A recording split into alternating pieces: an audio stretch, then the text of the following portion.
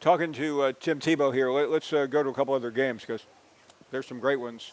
Arkansas heads to Georgia, and we know the Arkansas story very, very well. Georgia, some people are saying, hold on a second.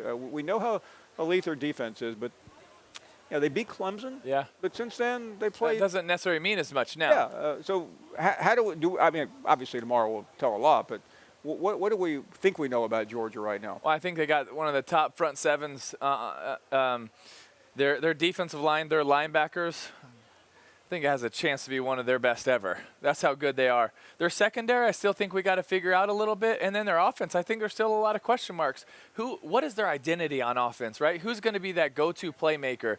I think they're trying to figure that out with their receivers, with their tight ends. They're very talented, but when they get to play a Bama, when they play Florida in a few weeks, what is going to be their identity? I think you're seeing Alabama find theirs, Florida find theirs, Ole Miss find theirs, Arkansas finding theirs a little bit.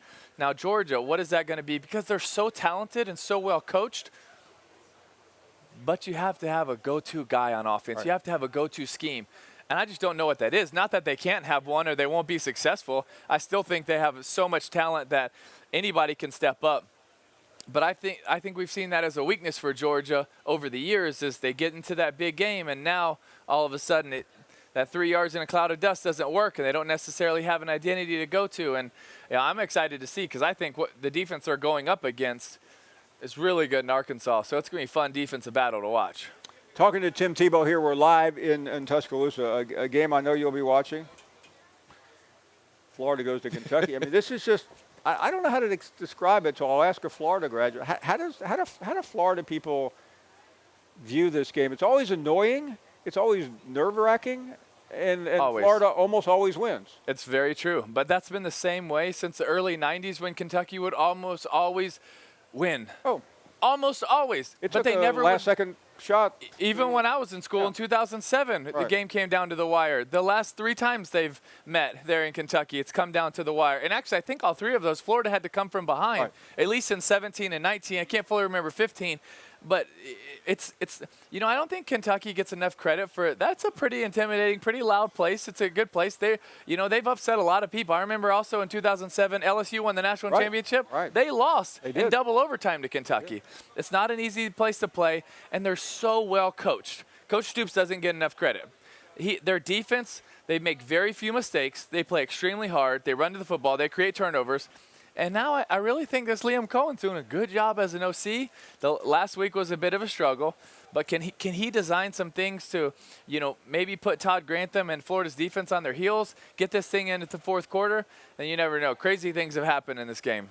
Speaking of crazy, no place is crazier, you experienced it, than Tiger Stadium. I mean, it's one thing to play there 3:30 in the afternoon, maybe a 6 o'clock start. This is an 8 o'clock local, 9 o'clock Eastern. I mean, you can't start a college game later than that in the SEC. Hardest place to play. Why?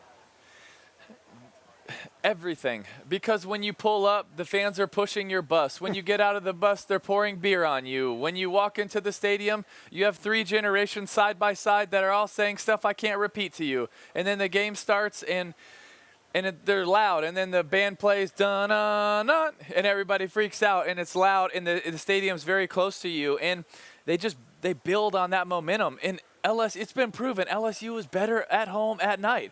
That's when they want people. I mean, that's when Les Miles kept saying this is where opposing dreams come to die, and it's a tough place to play. Since 2000, Auburn has had 2 perfect seasons and played for the national championship, and they still haven't won in this time period. That's a great stat. In Baton Rouge. Now, I mean, even in the championship, even in the year that Gus Malzahn played for the title, they lost to LSU. Yeah. LSU is not what they once were, but they're still a very good team this year, right? But playing at home, they know what a big game this is. And I think it's really interesting because you look at these 2 teams, and they're in similar positions, right? They're trying to kind of figure out the coaching staff, that identity they're going to have on offense and defense. And, just you hear the rumblings. Auburn gets rid of a coach. LSU's kind of, they're figuring out what they want to do. And then the quarterback situation. yeah, Max Johnson's kind of the guy, but he struggled a little bit. And then you have the quarterback situation at Auburn. It's kind of up in the air. Both teams have athletic defenses, but haven't really been successful so far this year. So there's a lot of question marks in this game. You know, it's going to be kind of interesting to say who can kind of answer that. I mean, I know how well you know Bo Nix, and you know, it seems like he's been there forever. And now he's in a peculiar spot. He may start, he may not, but clearly the fans they've moved on. Yeah. How does that affect you? Not that. Well, I think he's in a really tough place, and I think you have to be very mentally tough to let that not affect you. I've heard that he might get the start, but that they're probably going to get TJ in there early as well, and I think they probably should. He brought life to him last week. And does the start matter?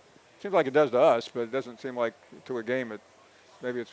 I think it's probably the safest as a staff if you start Bo and then you bring TJ in, because if you start TJ and then you bring Bo in, you might hurt TJ's confidence a little bit. I think you got to play into that. Quarterbacks are fragile sometimes, you know, and you got to play into that confidence. But we make a big deal of the quarterback situation, and we should. Most important position in the sport, maybe in any sport, but also got to get help. They got to be able to run the ball more effective. Their receivers have to get open. They got to get help from the tight end. It's not just one question mark for Auburn. There's multiple question marks. Thanks for watching ESPN on YouTube. For live streaming sports and premium content, subscribe to ESPN+.